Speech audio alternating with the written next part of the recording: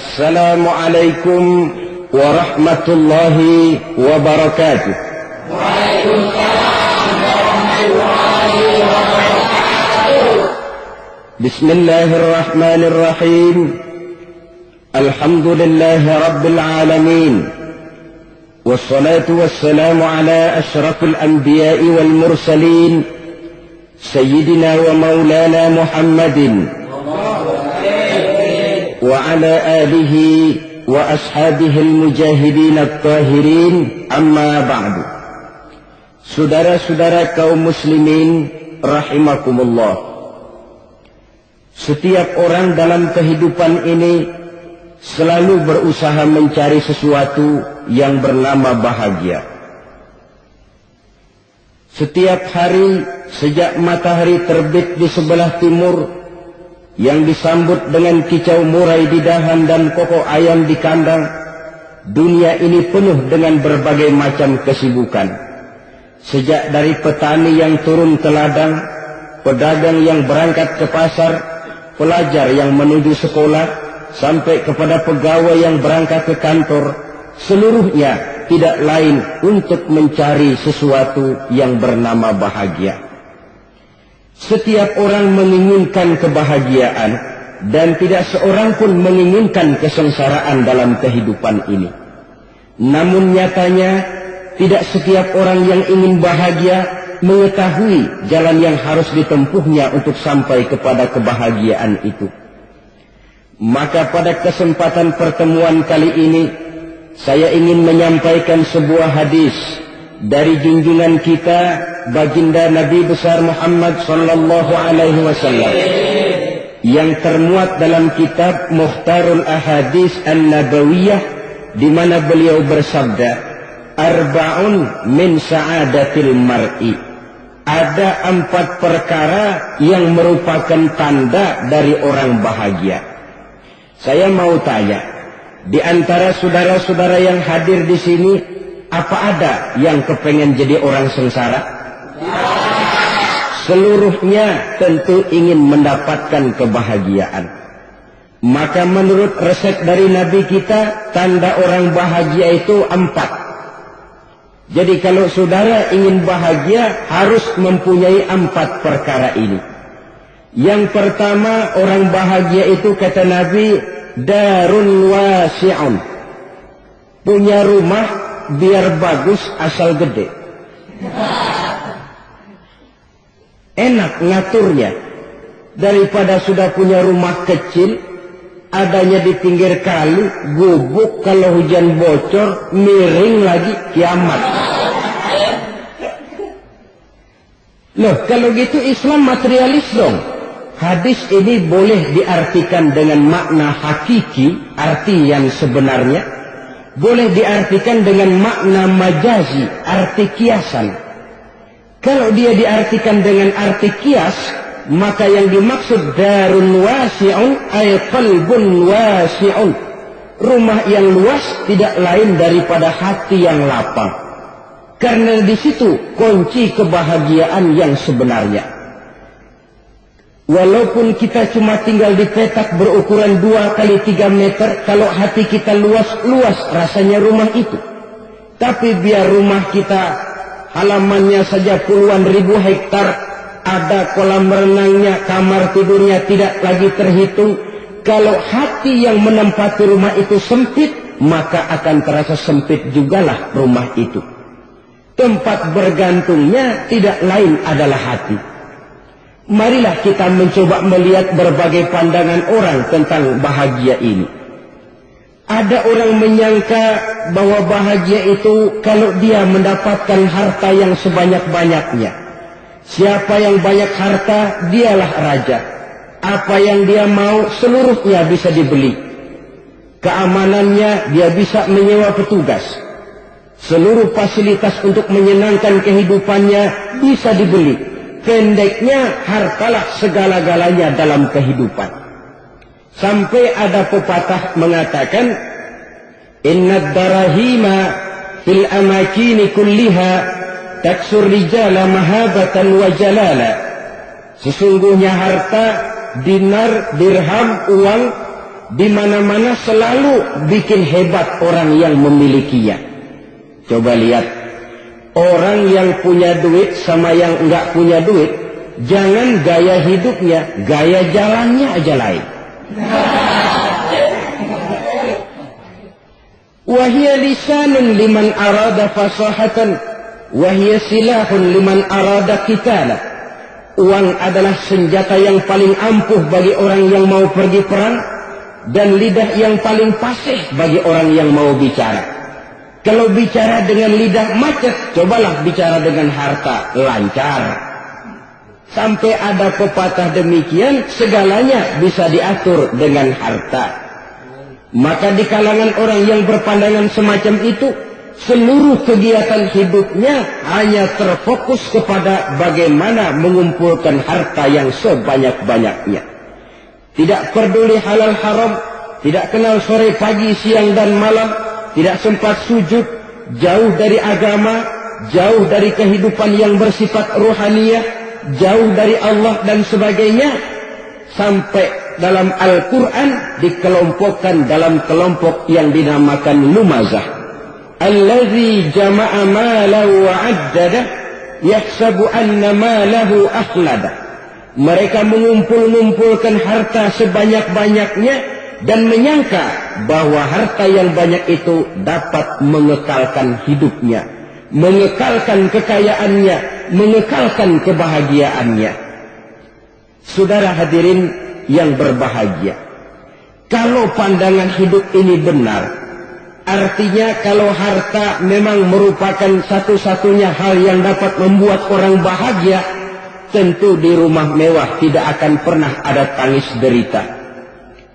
Tentu di satu tempat di mana fasilitas hidup serba menunjang tidak ada yang namanya penderitaan. Tapi suka dan duka, sedih dan gembira, senyum dan tawa adalah milik setiap orang, baik dia punya harta maupun dia tidak punya harta. Nyatalah bahwa harta semata-mata bukan merupakan jaminan bahwa orang akan bahagia, walaupun tanpa harta orang sulit untuk bahagia.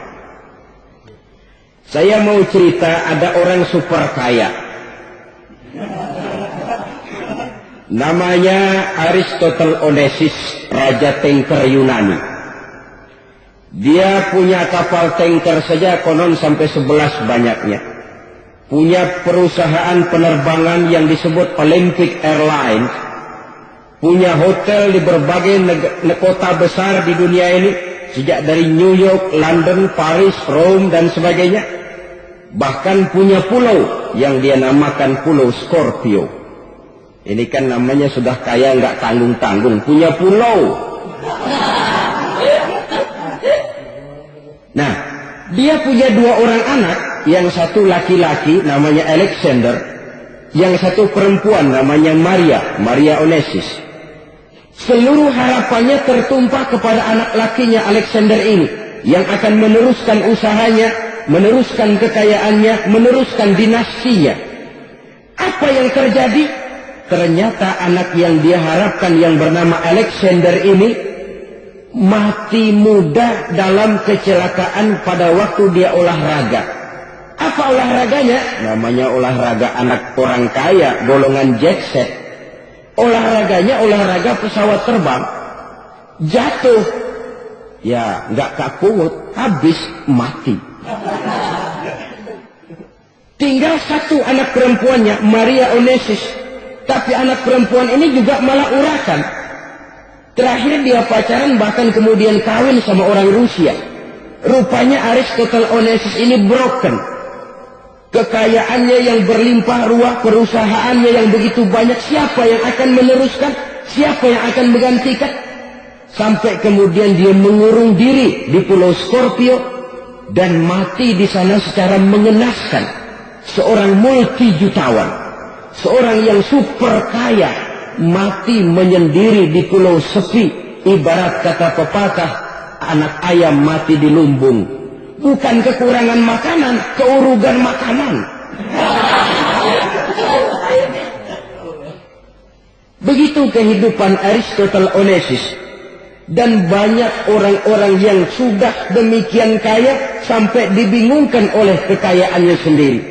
Telusurilah kehidupan David Rockefeller misalnya, Henry Ford misalnya, Adnan Khashoggi misalnya, multi jutawan yang kadang-kadang dibuat keder oleh kekayaannya sendiri. Pantas ketika Imam Ali ditawarkan orang, "Ya Ali, kalau kepadamu disuruh pilih ilmu atau harta, kau pilih mana?" Ya jelas pilih ilmu dong. Kenapa? Pertama, ilmu kalau kita berikan kepada orang lain tambah. Tapi harta kalau kita berikan kepada orang lain kurang. Saudara punya uang 10.000, dibagi orang 5.000, jelas uang saudara berkurang. Tapi saudara punya ilmu diberikan kepada orang lain bisa, saudara pun makin mantap. Tidak lantas jadi bodoh karena ngajarin orang. Saudara bisa Fatihah, lalu mengajarkan orang Fatihah. Orang bisa, saudara pun makin hafal. Tidak lantas setelah diajarin orang ilmunya hilang. Begitu datang dia minta orang, "Tolong ajarin saya Fatihah." Udah habis, nggak ada.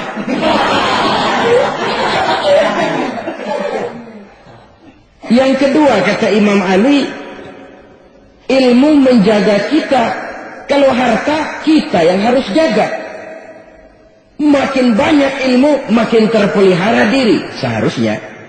Tetapi makin banyak harta makin bingung kita jaganya.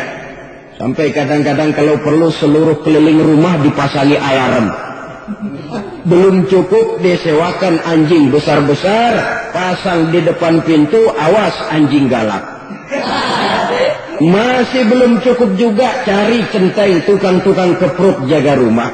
Masih terasa belum aman, padahal rumahnya dikelilingi tembok besar. Di balik tembok ada pintu-pintunya tebal. Di balik pintu itu terbuka masuk kamar, kamar pun ada pintunya, pintunya pun kuat. Masuk ke dalam kamar ada lemari, lemarinya pun pintunya kuat, dikunci, kuncinya pun kuat. Tapi terhadap seluruhnya yang timbul cuma sekedar was-was saja. Kesimpulannya sekali lagi, tanpa harta orang memang sulit untuk bahagia. Tapi harta semata-mata tidak merupakan jaminan orang akan bahagia. Dengan hati yang luas, itu modal utama untuk mencapai kebahagiaan hidup. Orang yang hatinya luas, saudara-saudara, punya hati yang lapang, melihat kenyataan hidup ini, dia bersyukur senantiasa kepada Allah. Lantas tidak timbul hasud dan iri hatinya. Oleh karena itu, jiwanya selalu lapang. Kalau tidak, cupik hati namanya. Dangkal pandangan, tidak senang melihat orang lain dapat nikmat, dan itu sering dijadikan contoh. Kalau orang yang lapang dada, dia lihat tetangganya beli TV baru, dia berkata, "Alhamdulillah ya, tetangga kita beli TV, mudah-mudahan kita bisa ikut nonton." Lapang dadanya. Tapi orang yang sempit hati, lihat tetangga beli televisi, meriang. Enggak diapa-apain, meriang. Besoknya dengar tetangga beli motor, makin sakit, ke rumah sakit. Lalu di rumah sakit dengar tetangganya beli mobil, mati. Disiksa oleh perasaannya sendiri. Orang kalau hati sudah sempit dalam hidup, kemanapun dia pergi, sempit rasanya medan kehidupannya. Kemudian kita melihat juga ada orang yang menilai bahwa bahagia itu katanya kalau punya kedudukan yang tinggi, pangkat yang agung, wibawa yang besar. Mungkin betul, tapi mungkin juga tidak. Bergantung kepada hati orang yang punya pangkat itu. Sama dengan harta tadi. Harta akan membawa bahagia kalau dia jatuh ke tangan orang yang berhati lapang. Tapi harta akan jadi bencana kalau jatuh ke tangan hati orang yang sempit. Pangkat akan membawa bahaya kalau jatuh di tangan hati orang yang sempit. Lebih dari itu, kenyataan mengajarkan kepada kita bahwa ternyata pangkat dan jabatan tidak selamanya memberikan kebahagiaan dalam kehidupan. Bahkan resikonya kelewat besar. Beberapa bukti kita bisa ambil dari para pemimpin dunia yang menjadi korban lantaran pangkat dan jabatan yang disandangnya. Saudara ingat Presiden Abraham Lincoln dan John Kennedy dari Amerika? Dibunuh orang. Park Chung-hee dari Korea Selatan, Ziaur Rahman dari Bangladesh, Anwar Sadat dari Mesir, terakhir Indira Gandhi dari India, menjadi korban dari pangkat dan jabatan yang disandangnya dari orang-orang yang tidak senang dia memegang jabatan itu. Dia akan mudah mengundang bencana. Sehingga pantas kalau seorang presiden terkemuka Amerika, Harry Truman namanya, dia mengatakan jabatan presiden itu, kata dia, seperti orang menunggang macan. Naik macan harus kita taiki, kalau enggak dia bakal merekam kita. Ngeri katanya. Adapun orang yang hatinya lapang, kalau dia menerima pangkat dan jabatan, dianggapnya itu satu kesempatan untuk berbuat baik. Tapi orang yang berhati sempit, menerima pangkat dan jabatan, bukan kadang-kadang menerima, malah berusaha setengah mati mencapai dengan segala cara. Kalau perlu jilat atas, jilat atas. Jadi golongan sumuhun dawu. Jadi kelompok kulon nuwun, yes sir, yang kerjanya cuma oke bos. Kalau perlu jilat atas, jilat atas. Kalau perlu injak yang bawah, injak yang bawah. Perlu sikut kiri kanan, sikut kiri kanan. Yang penting pangkat dapat, jabatan dapat. Orang yang semacam ini, kalau sudah mempunyai pangkat dan jabatan, biasanya dia tidak menganggap itu sebagai amanah, tidak menganggap sebagai kesempatan berbuat baik, tapi malah kesempatan untuk memperturutkan hawa nafsunya yang dilatar belakangi oleh kesempitan hatinya tadi. Apalagi kalau orang memperoleh pangkat karena banyak mengeluarkan uang, seakan-akan pangkat dan jabatan itu sekarang macam proyek, pakai tender. Siapa yang berani bayar segini naik, nggak berani minggir. Padahal logikanya, kalau orang mencapai satu jabatan karena banyak mengeluarkan uang, hampir bisa dipastikan bahwa setelah jabatan itu dia pegang, langkah pertama yang akan dilakukannya ialah berusaha bagaimana uang yang dia keluarkan supaya kembali. Ya paling kurang pulang modal dulu dong. Soal mikirin rakyat, soal nanti, tapi ini modal harus pulang. Itu celakanya kalau orang memperoleh pangkat dan jabatan cuma karena banyak mengeluarkan uang. Jarang orang yang mempunyai keyakinan dan pandangan bahwa pangkat dan jabatan merupakan amanah. Jadi sekali lagi, pangkat dan jabatan mungkin saja membawa kebahagiaan kalau jatuh ke tangan orang yang berhati lapang. Tapi bisa jadi bencana kalau dia jatuh ke tangan orang yang mempunyai hati yang sempit. Terus lagi-lagi stresnya hati yang lapang. Lalu sebagian orang, saudara, ada yang berpandangan katanya bahagia itu kalau jadi orang terkenal, mempunyai popularitas, menjadi idola di kalangan remaja, di kalangan orang tua, di segala lapisan masyarakat. Padahal makin populer orang, makin terikat dia. Ya kalau macam kita ini kan nggak punya nama, nggak populer, tengah malam buta mau nongkrong di warung Tegal aman. Tapi pangkat, jabatan, kedudukan, popularitas menyebabkan kita diikat dengan berbagai macam peraturan. Cuma mandi sama ke WC saja yang nggak dikawal.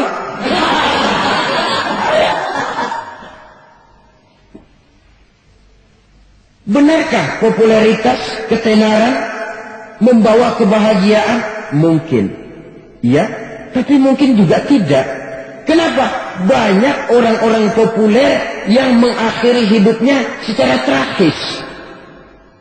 Kita ambil beberapa nama. Di Amerika tahun 60-an ada bintang seksi paling terkenal yang dijuluki seks bom.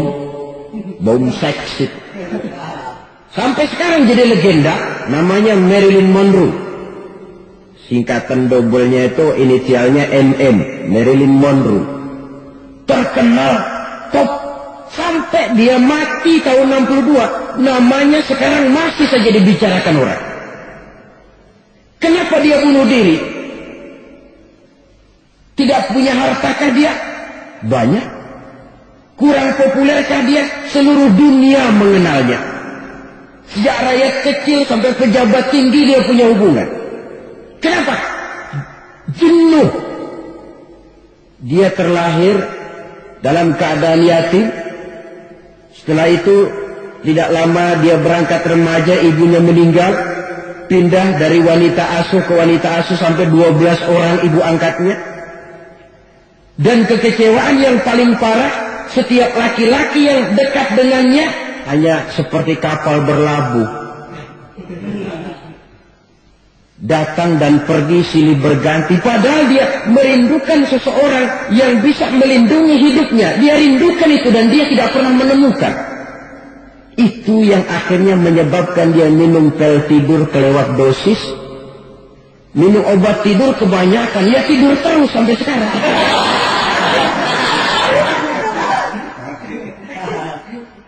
Dia mengakui,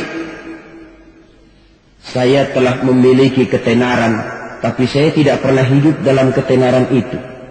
Saya pandai main sandiwara, tapi saya ingin hidup dalam alam yang real sebagaimana umumnya orang. Itu yang dia rindukan. Menyusul jejak yang namanya Marilyn Monroe ini, Billie Holiday, saudara kenal tentu, di rumah sakit dirawat. Dia juga minum obat overdosis, mati lagi. Jimi Hendrix minum obat tidur overdosis kelewat batas, mati lagi. Lalu yang menghanyutkan diri di danau, Janis Joplin dan Brian Jones, ini orang-orang populer, orang-orang terkemuka yang mengakhiri hidup secara tragis, bukan karena tidak terkenal, mungkin karena sudah saking terkenalnya. Contoh paling belakangan, Bruce Lee. Wah, ini tukang-tukang keprok tentu kenal siapa dia. Sampai sekarang pun tabir kematiannya masih merupakan misteri. Dan yang masih hidup juga menunjukkan gejala yang aneh. Michael Jackson, rumahnya di Beverly Hills itu dijaga sedemikian rupa, dan dia selalu curiga kepada setiap makanan harus steril, bersih dari segala macam kimia. Kemana dia pergi, itu tukang-tukang keprok sudah selalu menjaga dan mengawal, dan dia seakan takut menunjukkan mukanya yang asli. Hingga kalau tampil ke tengah di luar show, dia kadang memakai pakaian yang tidak menunjukkan dia yang sebenarnya. Takut dikenali orang. Ternyata popularitas sering jadi momok yang meracuni kehidupan manusia. Oleh karena itu, benarlah junjungan kita pada saat beliau mengajarkan orang akan bahagia kalau dia mempunyai hati yang lapang. Nah, sekarang masalahnya untuk mendapatkan hati yang lapang, caranya bagaimana? Kita kembali kepada konsep Quran. Allah mengajarkan, ala inna bizikrillahi tatmainnul qulub. Ketahuilah bahwa dengan banyak mengingat Allah, hati akan tenang, jiwa akan lapang. Dengan kata lain, dekat dengan agama, merasakan kehadiran Allah dekat dalam hidup, itu muara pertama untuk mencapai hati yang lapang. Ala inna bizikrillahi tatmainnul qulub. Jangan macam orang sekarang ingin mendapatkan ketenangan lalu tapak di puncak gunung, di gua-gua, di tempat sepi. Iyalah kalau nggak ada ular. Kalau tergigit ular berbisa, ketenangan belum, mati jelas itu. Islam positif. untuk mendapatkan ketenangan. Ala inna bizikrillahi tatma'innul qulub. Bahwa ketahuilah bahwa dengan banyak mengingat Allah, hati akan tenang, jiwa akan lapang, nuansa pikiran akan luas. Karena yang namanya bahagia ada dimanapun manusia berada. Di kampung ada bahagia, di kota ada bahagia, di ngarai, di lembah, di gunung, di hutan, di lautan, di angkasa luar. Dimanapun bahagia itu ada kalau kita bermodalkan hati yang lapang ini. Dan hati akan lapang kalau kita dekat dengan agama. Dekat dengan harta buat sementara hati mungkin tenang. Tapi ketenangan yang relatif dan temporer. Apalagi orang tiap kali tambah harta, tiap kali tambah rencana. Itu wajar. Mungkin sebelumnya saudara berpikir, kalau punya duit 5.000 enak nih. Begitu punya duit 5.000, aduh sayang kalau 10.000 aja. Tiap kali tambah harta, tiap kali lain rencana. Makin banyak rencana, makin menjauhkan kita dari yang namanya ketenangan. Padahal ketenangan merupakan unsur utama untuk mencapai bahagia. Dan ketenangan itu bermuara dalam hati manusia. Tengoklah kehidupan ini. Orang yang banyak harta dengan orang miskin, berbedakah rasa sakit yang mereka tanggungkan? Rasanya tidak. Walaupun si kaya tidur di kasur empuk berselimutkan sutra mahal, sementara si miskin meringkuk di balai bambu yang keras dan kasar. Apabila maut datang, dia juga tidak pernah pilih bulu. Maut datang menjemput si kaya di singgasana keemasannya, dikelilingi oleh para pengasuh, dayang dan idang serta para pengawal. Dan maut pun datang menjemput si miskin papa sehingga ia tergelepar di tepian jalan. Kedua-duanya bernama mati. Kalau nyata bahwa sakit yang ditanggung si kaya tidak beda dengan sakit yang ditanggung si miskin, bukan harta semata yang membuat orang bahagia. Hati yang tenang, jiwa yang lapang penuh kedamaian. Karena banyak berzikir dan mengingat Allah, itu merupakan modal utama untuk mencapai sesuatu yang bernama bahagia.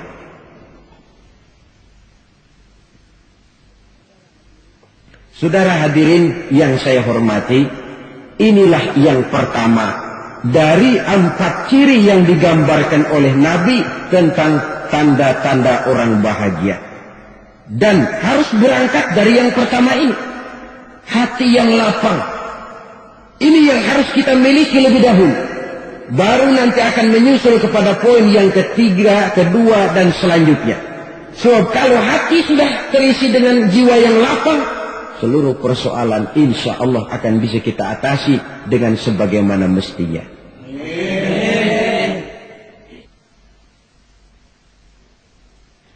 Yang kedua sekarang, tanda orang bahagia menurut baginda Nabi, markabun syariah. Orang bahagia itu, kata beliau, punya kendaraan biar cepat asal lancar. Artinya kemana dia mau pergi mudah. Apa maksud hadis ini? Kalau kita kaji lebih dalam, kendaraan itu kan alat transportasi.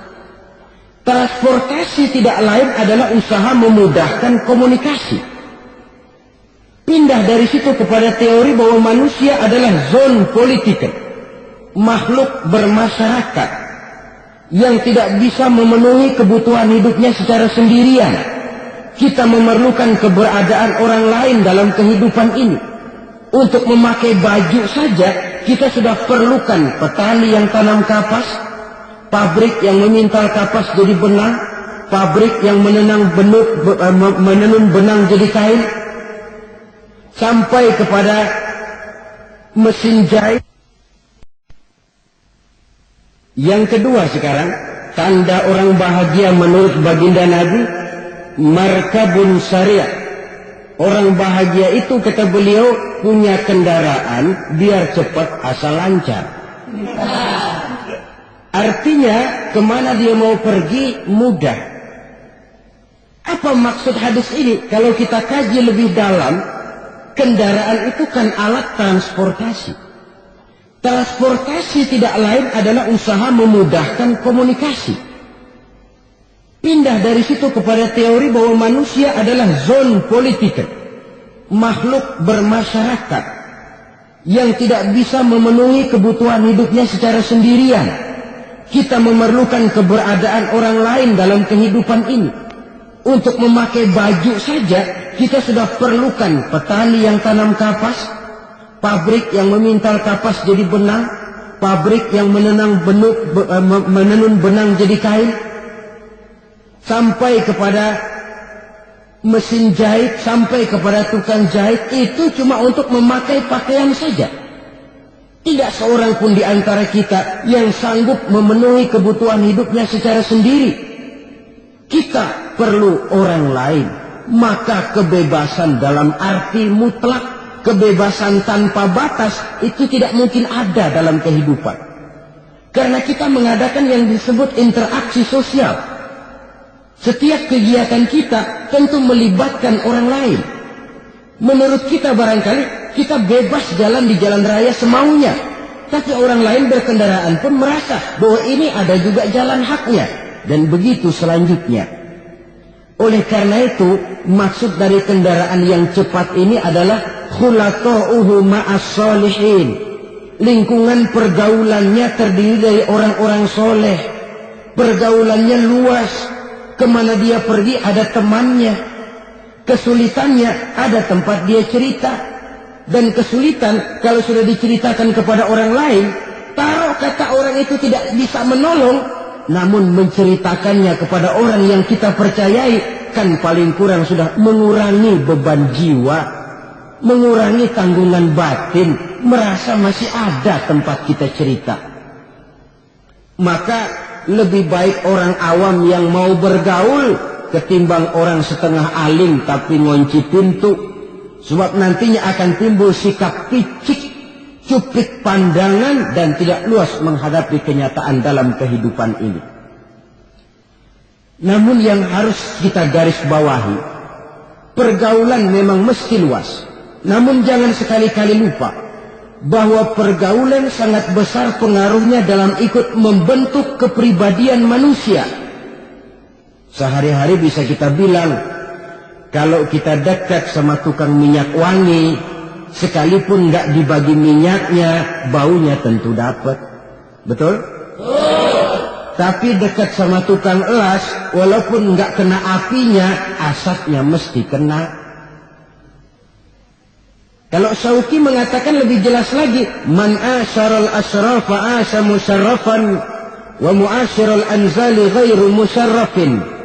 Awalam taral jildal hakira muqabbalan bisagri lamma sara jildal mushaf. Siapa yang bergaul dengan orang mulia, dia bakal ikut menjadi mulia. Tapi siapa yang berteman dengan orang hina, dia tidak bakal ikut menjadi mulia. Tidakkah kau lihat, kata Syauqi, kulit kambing yang hina pun dicium orang ketika menjadi kantong Quran.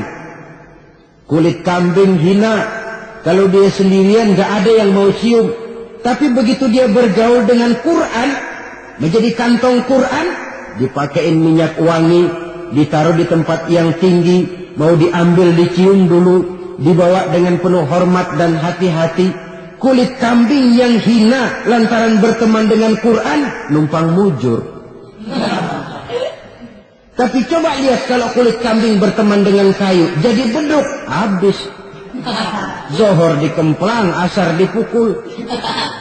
Itu pun sedikit saja, cuma salah milih teman. Yang temannya Quran dihormati orang, yang temannya kayu lantaran jadi beduk, gelap-gelap subuh orang udah kemplangnya.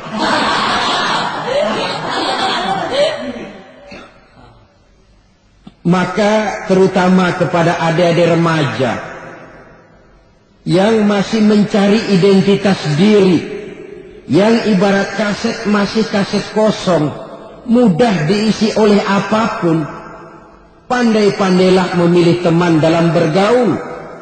Karena banyak orang yang tadinya baik-baik, ketika terseret dalam pergaulan dengan orang yang tidak baik, kebaikannya menjadi lentur dan luntur. Tapi berapa banyak bajingan-bajingan tengik, orang-orang yang berumur noda dan dosa, tiap hari melakukan maksiat, namun bergaul dengan orang yang baik-baik, pada akhirnya sedikit demi sedikit beringsut dan beransur dia terbiasa mengikuti kebaikan-kebaikan. Saya tekankan ini kepada remaja karena mereka masih mencari identitas diri. Apa yang mereka lihat mereka mau, apa yang mereka dengar mereka ingin tahu. Coba lihat kehidupan remaja. Pulang nonton film Rambo, pengen jadi Rambo, gagah, maunya belekai melulu. Pulang nonton film Superman, pengen bisa terbang. Pulang nonton India, nyanyi melulu. Wajar, mereka masih mencari identitas diri. Saya ini sebenarnya siapa? Lingkungan, pergaulan akan membentuk itu.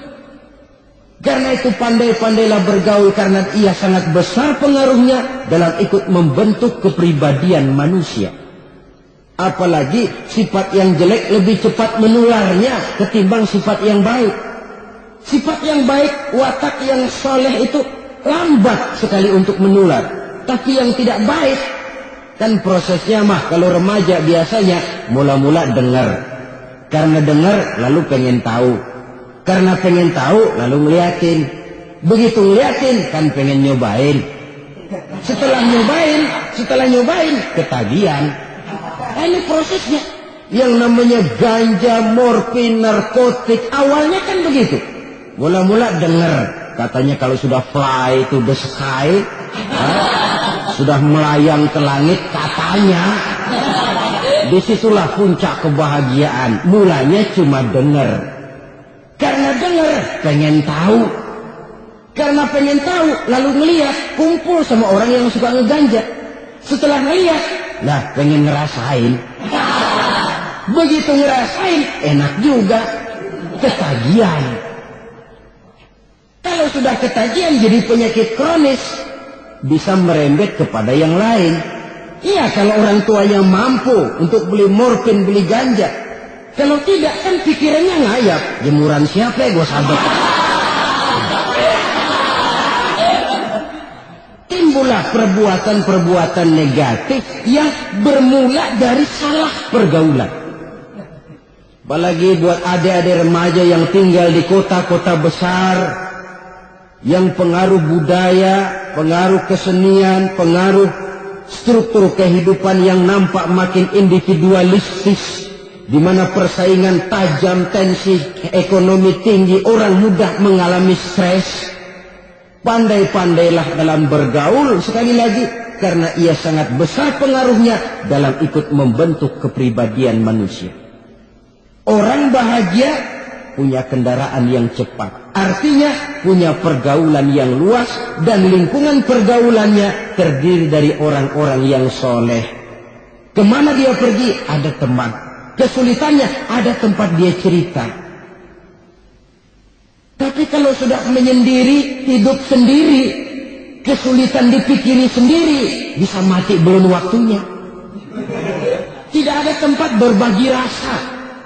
Tidak ada tempat bercerita, tidak ada tempat mengurangi beban dalam kehidupan. Pantas betul kalau Islam sangat menggalakkan dan menganjurkan orang kalau sudah sampai waktunya itu untuk melangsungkan nikah. Kata Nabi, ya ma'syaras syabab, man istata'a minkumul ba'at falyatazawwaj. Hai para pemuda, kalau sudah mampu memberi nafkah, kawinlah, nikahlah kamu. Kenapa? Sudah ada teman hidup, tempat berbagi rasa. Kesulitan kalau ada tempat cerita akan lebih ringan ketimbang kita telan sendiri, walaupun bobot kesulitannya sama beratnya. Saudara-saudara kaum muslimin rahimakumullah, inilah ciri yang kedua, punya kendaraan biar cepat asal lancar.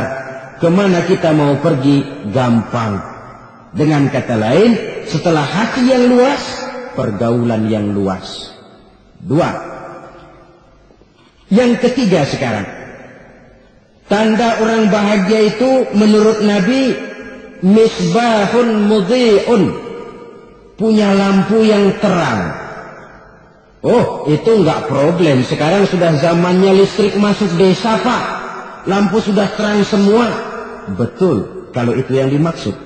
Tapi tidak cuma itu. Karena lampu yang dimaksud di sini, lampu yang akan menerangi seluruh perjalanan hidup. Dan perjalanan hidup itu sudah dimulai sejak kita terlahir ke alam ini, sampai masuk ke alam barzakh, kumpul di padang mahsyar, sampai ke akhirat. Lampu yang menerangi itu yang diperlukan. Kalau lampu, katakanlah yang paling top sekarang kan lampu jenis Mercury. Taruhlah itu di rumah kita, dia cuma menerangi rumah kita. Menerangi hati pun tidak sanggup. Bila kita masuk ke alam barzakh, alam kubur, sanggupkah si Mercury yang begitu terang menerangi alam barzakh kita? Tidak sanggup lagi. Sanggupkah lampu yang ratusan watt, bahkan puluhan ribu watt menerangi kehidupan di padang mahsyar? Tidak akan sanggup lagi. Kalau demikian yang dimaksud lampu yang terang di sini apa? Tidak lain amal saleh, kebajikan yang kita lakukan dalam hidup. Itu yang akan jadi lampu penerang. Di dunia nama kita akan terang, jasad kita boleh hancur terkubur tanah, tapi nama kita akan dikenang orang. Begitulah kalau orang meninggalkan kebajikan dalam hidup seperti sekarang. Ribuan orang tiap saat berziarah ke kubur Imam Syafi'i, ke kubur Imam Malik, ke kubur Imam Ghazali, ke kubur orang yang baik-baik, orang yang soleh-soleh. Kebajikannya yang ditinggalkan, yang mengukir namanya dengan tinta emas. Sehingga saudara sudah terbaring di alam kubur. Orang lewat, Allah ini kuburannya Fulan bin Fulan, dulu ini kebaikannya Masya Allah, saya ikut merasakan. Mari kita mampir sebentar, kita Fatihah. Mohon disampaikan Allah pahalanya kepada almarhum. Al-Fatihah. Itu kalau orang baik-baik. Lalu saudara tanya, Pak, orang mati dikirimin Fatihah apa nyampe pahalanya? Saya jawab, kalau saudara nggak percaya, mati dulu dah. Nanti saya Fatihain, tungguin di sana. Umpama nggak sampai, balik lagi kemari. Oh, sekarang ini kan maunya otak-otakan saja. Kalau nggak masuk otak, nggak percaya. Padahal alam gaib itu nggak bisa diotak-otakin. Sama saja dengan saudara pernah dengar cerita kapal Tampung Mas tenggelam tak? Pernah nggak? Di mana? Di Laut Masalembo. Begitu ke Tampung Mas tenggelam, ratusan penumpang itu terjun ke laut, dipermainkan gelombang, berjuang menghadapi maut. Orang lagi timbul tenggelam di lautan, dihantam ombak, kita tengokin pakai helikopter. Pak, lagi timbul tenggelam ya? Iya, tolongin. Jangan khawatir Pak nih, saya kirim intan Pak, harganya 10 juta. Kira-kira orang yang timbul tenggelam di laut seneng nggak? Kan mahal toh intan 10 juta. Kenapa dia nggak senang? Karena intan 10 juta dalam kondisi seperti itu tidak sanggup menyelamatkan dia. Dia akan girang kalau dikirimin ban mobil bekas, dikirimin papan kerentang atau bambu. Intan yang 10 juta dia nggak girang. Ban mobil bekas yang 1000 perak, tuh pegang, itu yang dia girang betul. Inilah sebabnya Nabi berkata, mal mayyitu fi qabrihi illa kal ghariqil mutaghawwis. Orang yang meninggal di alam kuburnya seperti orang timbul tenggelam di lautan. Yantaziru da'watan min ahli, menunggu doa dari keluarganya yang masih hidup. Duh, bapak saya sudah meninggal, saya sayang benar sama dia. Kirimin kulkas ke kuburannya Itu sama saja dengan tadi orang tenggelam di lautan dikirimi intan yang harganya 10 juta, tidak sampai. Begitulah kalau kebajikan yang kita tinggalkan dalam hidup, sudah mati pun kubur kita masih diziarahi orang. Tapi kalau jahat yang kita tinggalkan, boro-boro lah orang mau doa lewat dekat kuburan kita juga serem. Tuh bajingan no, dulu mati dipendam di situ tuh. Jangan lewat situ, ntar kesurupan, jangan. Lewat saja orang ngeri. Konon lagi membacakan Fatihah dan mengirimkan doa. Hidup pada hakikatnya adalah kesempatan untuk berbuat baik. Maka sekali kesempatan itu diberikan, manfaatkan dengan sebaiknya. Sebab kesempatan kedua tidak akan pernah ada. Kesempatan berbuat baik di sini, di akhirat sudah pembalasan namanya. Sekali kesempatan itu dicabut, dia tidak akan pernah dikembalikan lagi. Kata Iqbal, hidup tidak mundur ke belakang, Bung. Berhenti diinjak orang, mundur hancur. Tidak ada kata mundur dalam hidup ini. Berhenti diinjak orang, mundur kecebur. Tidak ada kata lain, harus maju dalam kehidupan dalam artian yang positif. Hidup adalah kesempatan untuk mengumpulkan kebajikan yang sebanyak-banyaknya. Di situ nilai daripada manusia. Sekarang ini memang nggak kelihatan kok, orang yang banyak pahala sama yang banyak dosa nggak kelihatan kok. Barangkali kalau habis bikin dosa palanya pada benjol, mungkin orang takut sama dosa. Tapi sekarang sama saja. Orang yang banyak dosa dengan yang nggak banyak dosa jalan bareng dari belakang sama, nggak kelihatan beda. Tapi ada waktunya di mana pahala memegang peranan, di mana dosa diperlihatkan. Sama saja kalau kita bawa mobil siang, lampu kan nggak begitu berfungsi. Apa lalu bilang, alah ini lampu berat-beratin, copot-copotin aja dah. Tidak perlu begitu. Kenapa? Pada suatu saat malam senja akan datang. Bila matahari terbenam, senja pun datang, gelap mulai merayap, disitulah baru terasa perlunya lampu. Pahala begitu. Sekarang orang yang nggak ada pahalanya nggak kelihatan dalam kehidupan. Tapi pada suatu saat senja kehidupan akan datang. Ajal merenggut nyawa, malam merayap, dan hidup mulai diliputi kegelapan di alam barzakh. Dikala itu kalau nggak punya lampu, alangkah malangnya kita.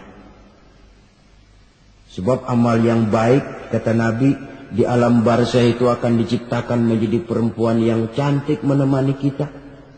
Amal yang jahat akan menjadi orang yang paling jelek nemenin kita. Udah di tempat gelap yang nemenin jelek.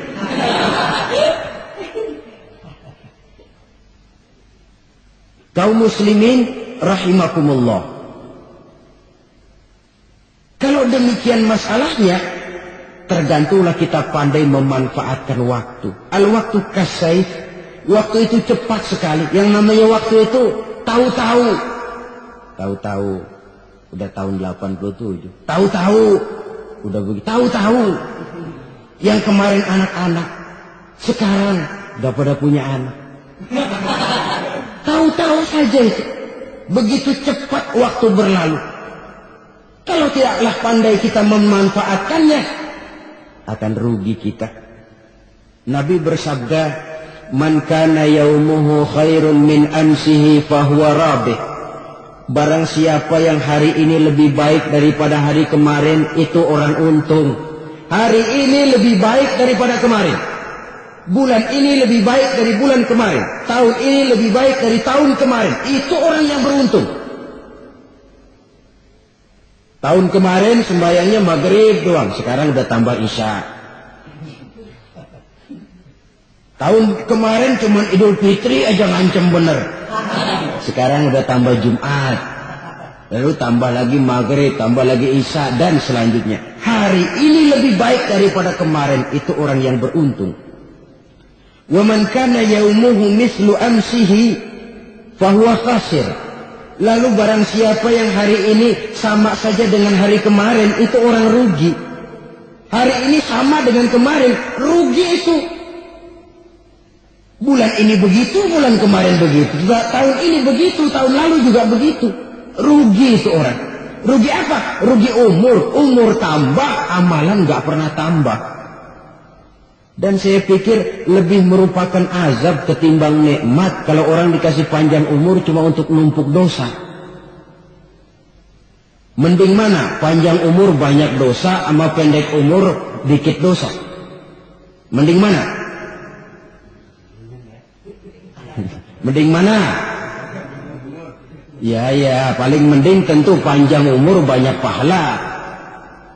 Tapi kalau tidak, sekali lagi, lebih merupakan azab ketimbang nikmat kalau orang diberikan panjang umur tapi cuma untuk sekedar menumpuk dosa. Kehilangan kesadaran bahwa dunia bukan terminal akhir dari suatu perjalanan. Dia cuma halte di mana kita berhenti sebentar untuk menuju kepada terminal yang hakiki. Saudara-saudara kaum muslimin rahimakumullah. Inilah lampu yang akan menerangi kehidupan. Amal yang kita lakukan di dalam kehidupan. Jadi yang dimaksud dengan lampu yang terang, kebajikan yang kita kerjakan dalam hidup. Nah, setiap orang di awal tadi saya bilang ingin bahagia. Bahagia itu kan hakikatnya kumpulan senang dan selamat. Senang, selamat. Apa bedanya? Senang tapi tidak selamat, nggak bahagia. Selamat tapi nggak senang, nggak bahagia orang.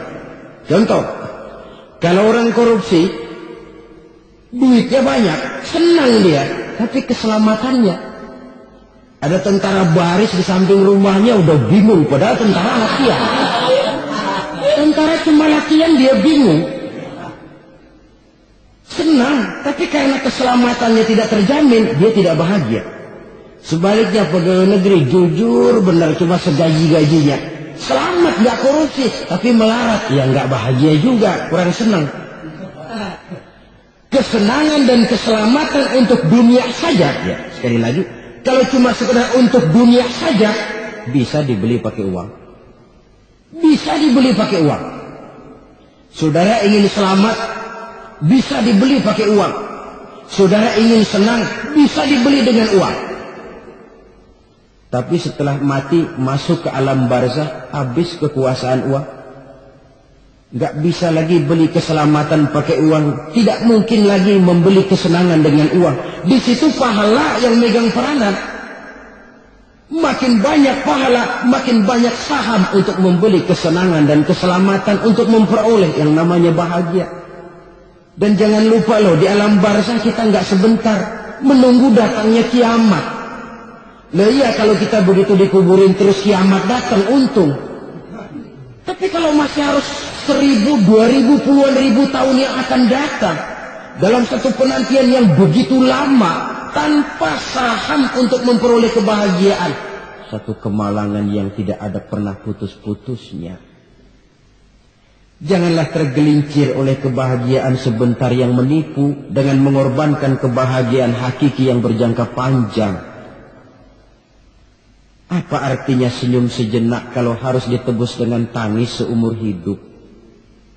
Biarlah kita minum jamu, pahit memang, getir memang, tapi kan besok badan sehat. Daripada sekarang minum sirup, manis memang, enak memang, tapi bibir pada jontor besoknya. Sirawan, batuk, nggak karu-karuan. Banyak orang tertipu oleh kesenangan yang sebentar.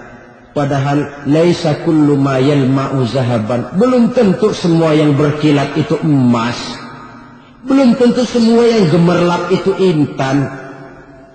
Karena itu, marilah manfaatkan kesempatan yang diberikan Allah ini untuk mengumpulkan kebajikan yang sebanyak-banyaknya. Yang terakhir sekarang, yang keempat, tanda orang bahagia kata Nabi. Zaujatun salihah. Orang bahagia itu tanda yang keempat kata Nabi, punya istri biar cakep asal taat.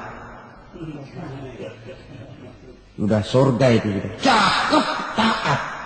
Istri kayak gitu, kalau belum mati jangan dikuburin dulu. Sudah cakep taat lagi. Tapi kadang-kadang enggak, udah jelek ngadat melulu. Apa yang mau dipilih? Sebab itu Quran mengatakan istri pakaian untuk suami, suami pakaian untuk istri. Kenapa suami istri diibaratkan pakaian? Alangkah tingginya gaya bahasa Quran ini. Suami istri teman hidup, hidup perjalanan panjang. Sejak kita dalam rahim sudah ada hidup kan di sini. Sampai ke alam dunia, masuk ke alam barzah, kumpul di padang mahsyar, sampai menuju akhirat. Itu perjalanan hidup. Carilah istri atau suami, teman hidup yang membawa manfaat tidak hanya kehidupan di dunia ini, sampai di alam barzakh, sampai di padang mahsyar. Suaminya mungkin meninggal lebih dulu, atau istrinya mungkin meninggal lebih dulu, tapi suami atau istri yang masih hidup berbuat kebajikan. Suami saya meninggal, ada hartanya, saya sedekahkan, niat pahala untuk almarhum suami saya. Ini teman hidup. Tidak dibatasi dan tidak bisa dipisahkan oleh maut sekalipun. Zohirnya mungkin pisah, badannya mungkin pisah, tapi hatinya, jiwanya, kebersamaannya dalam menghadapi kehidupan. Karena itu, saudara-saudara, bahasa Quran indah. Suami istri diibaratkan seperti pakaian. Apa fungsi pakaian? Pertama, pakaian jadi kebanggaan. Artinya, suami harus menjadi kebanggaan istri, istri harus jadi kebanggaan suami. Yang kedua, pakaian itu kan fungsinya menutup aurat. Artinya, sesama suami istri harus saling menjaga kekurangan masing-masing. Jangan malah sesama suami istri saling membongkar rahasia dan aibnya sendiri-sendiri. Istrinya diceritain jeleknya di mana-mana, atau suaminya dibongkar rahasianya di pasar umum. Itu sudah tidak lagi berfungsi sebagai pakaian. Kenapa semua ini diperlukan? Karena kita menyadari bangsa yang baik terdiri dari masyarakat yang baik. Masyarakat yang baik merupakan susunan dari warga yang baik. Warga yang baik adalah terdiri dari rumah tangga yang baik. Dan rumah tangga yang baik merupakan susunan dari pribadi yang baik. Dari situ langkah dimulai. Membangun satu bangsa yang baik diawali dengan membangun rumah tangga yang baik, dengan menciptakan pribadi-pribadi yang baik. Sehingga dari sini diharapkan berkembanglah nilai-nilai kebaikan. Orang akan bahagia mempunyai istri yang soleh. Kenapa? Tidak ada seorang suami bisa sukses jadi apapun dia, apapun profesinya. Dokterkah, kiaikah, mubalikah, petanikah, pengusahakah, pejabat tinggikah. Tidak ada seorang suami yang bisa sukses tanpa peran serta istrinya. Walaupun memang peranan itu tidak begitu kelihatan, tapi sangat menentukan. Karena itu, saudara hadirin yang saya hormati, Islam sangat menghargai kaum wanita, memberikan kedudukan yang tinggi sepanjang tidak mematikan kodrat kewanitaannya. Nah, kalau sudah kesuksesan ini diawali dari rumah tangga, karier di masyarakat mudah untuk dikejar. Tapi keberantakan di rumah tangga merupakan kegagalan pertama di tempat lain. Nah, inilah saja yang dapat Al-Fakir sampaikan pada pertemuan kali ini. Terima kasih banyak atas segala perhatian. Mohon maaf atas segala kekurangan. Usikum wa nafsi bitaqwallah. Wassalamualaikum warahmatullahi wabarakatuh.